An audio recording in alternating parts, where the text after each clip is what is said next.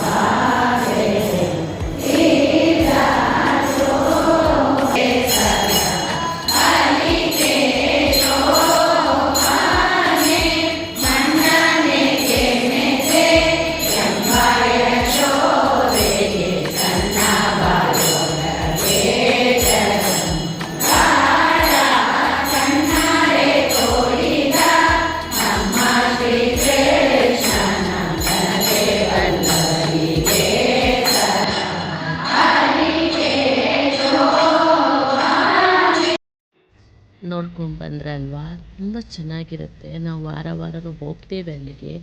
ನಮ್ಮ ಕೃಷ್ಣನು ಮುದ್ದು ಮುದ್ದಾಗಿ ಹೆಣ್ಣಿನ ಅಲಂಕಾರ ಮಾಡ್ಕೊಂಡು ಕೂತಿರ್ತಾನೆ, ಗೌರಮ್ಮನ ಥರ.